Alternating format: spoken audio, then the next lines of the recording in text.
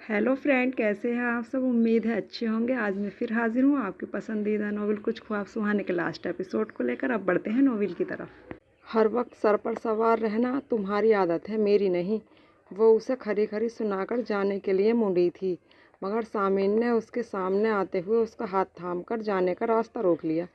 ऐसे नहीं, पहले मेरी हकीकत दिल सुनकर जाओगी, फिर जाने दूंगा। सामिन, पागल हो गए हो। सामिन की निगाहें, उसका अंदाज, जबान की सारी तर्रारी गुल कर गए थे, यही समझ लो। वो इसकी घबराई सूरत से लुत्फ अंदोज होकर बोला था, शामिन प्लीज़, इतने मेहमान हैं घर में, अगर कोई आ गया और तुम।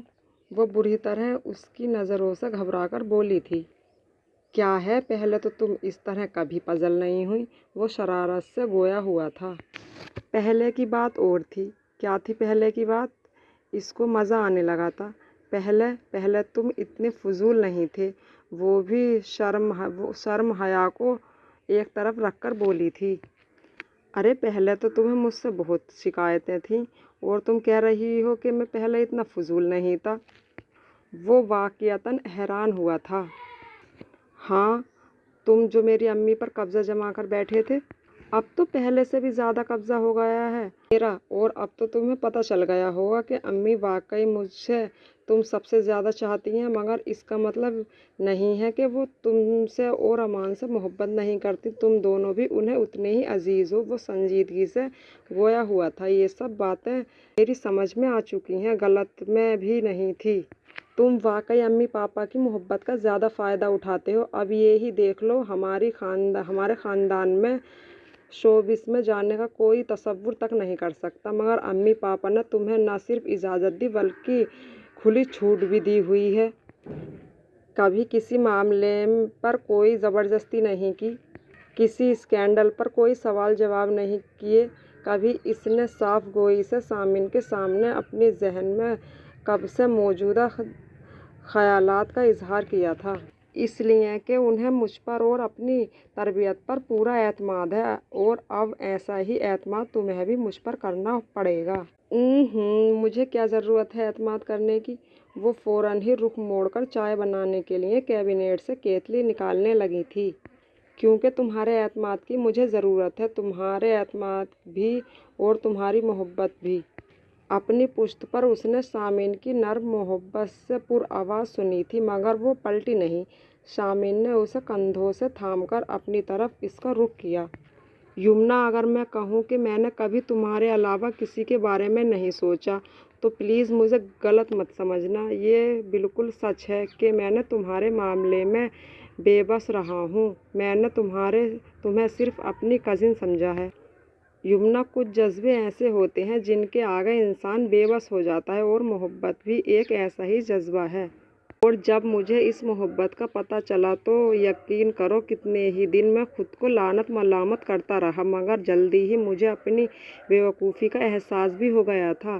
तुम बहरहाल मेरी कज़िन थी और बस, मगर इस हकीकत को तस्लीम करने के बाद भी मुझ में इतनी हिम्मत नहीं थी कि मैं अपनी ख्वाहिश का इजहार अम्मी के सामने करता, जिन्हें हमेशा मैंने अपनी दिल की हर बात बताई थी। मैं अम्मी तो क्या, तुम्हारे सामने भी इस मोहब्बत का इजहार नहीं कर सकता था। यमुना, सिर्फ यही सोचा था कि पता नहीं सब मेरे बारे में क्या सोचेंगे, और अगर तुम इस रोज़ गुस्से में अमान के सामने अपने ख्यालात का इजहार ना करती और मैं ना सुन लेता, तो शायद आज ये सब नहीं होता। लेकिन शुक्र है, उस रोज़ मैंने सब सुन लिया और सुकून का सांस लिया। तुम्हारे ख्यालात मेरे बारे में चाहे जैसे भी थे, मगर मुझे ये सुनकर बेहद खुशी हुई थी कि तुम भी मुझे सिर्फ कज़िन ही समझती हो। फिर मैंने अम्मी से बात की और ये जानकर मुझे भी हैरत हुई थी कि खाला पहले ही अम्मी से उस सिलसिले में बात कर चुकी थी, और मेरी तो हर ख्वाहिश अम्मी पापा ने पूरी की है। तो क्या मेरी ये ख्वाहिश पूरी करके मुझे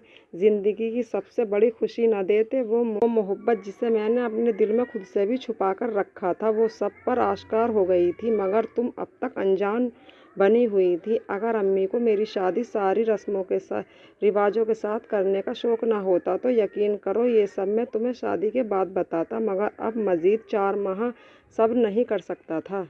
उसने एक जज्ब से अपना दिल उसके सामने खोलकर रख दिया था और वो सर झुकाए सिर्फ सुन ही रही थी। उस वक्त उसमें इतनी भी हिम्मत नहीं थी कि वो सर उठाकर उसकी जानिब देख लेती। यमुना, कुछ तो कहो। उसकी खामोशी पर वो बेचैन होकर बोला था, कम अज़ कम इतना ही कह दो, तुम मुझसे मोहब्बत करने की कोशिश करोगी।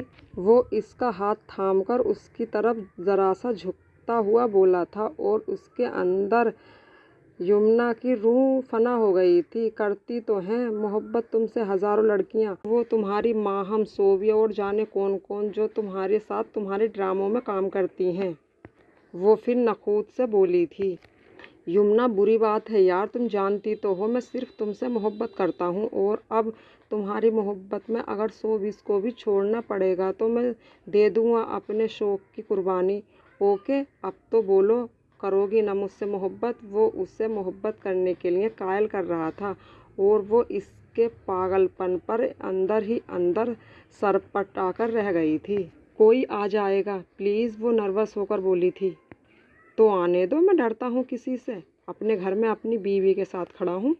ओके, मुझे जाने दो, मेरा तुमसे वादा है, ज़रूर मोहब्बत करूँगी तुमसे, अब जाने दो प्लीज़। वो जस कर गुस्से में बोली थी। क्या करोगी जाकर? सोओगी और यकीनन मेरे ये ख्वाब देखोगी। तो ख्वाब के बजाय हकीकत में देख लो। उसने यूं ही कहा था मगर वो पूरी आंखें खोले हैरत से उसे देखने लगी थी। फिर चंद कदम आगे बढ़कर रुक गई, फिर पलटकर उसकी जानिब देखा। वो कैबिनेट के साथ टेक लगाए, दोनों हाथ सीने पर बांधे, मुस्कुराती निगाहों से उसे ही देख रहा था। शामिन, क्या तुमने कभी मुझे ख्वाब में देखा है? अजीब सवाल था। हाँ, बहुत दफ़ा, कभी बंद आँखों से, कभी खुली आँखों से तुम्हारे ख्वाब देखे हैं, तरंग में बोला था। सिगमेंट फ्रेंड कहता है, ख्वाब जहन की पैदावार हैं। ख्वाब तकसीन ख्वाहिशात या तकमील आरजुओं के लिए भेस बदली हुई कोशिश है। मगर सच बताऊं, मैंने हमेशा अपने ख्वाबों में सिर्फ तुम्हें ही देखा है, और देख लो मेरे वो सारे ख्वाब ताबीर भी पा चुके हैं। शायद वो ख्वाब मेरी सोचों का अक्स हो या फिर अल्लाह की तरफ से कोई इशारा। वैसे तुमने देखा है कभी मुझे ख्वाब में? वो अब उससे सवाल कर रहा था। तुम्हारे ख्वाबों ने मेरा जीना मुहाल किया हुआ है। वो उसे अपने दिल की खबर नहीं देना चाहती थी। वो रवानी में बोलकर पछताने लगी थी। शामिन की आंखों की चमक में हैरत और खुशी के रंग नुमाया होने लगे थे।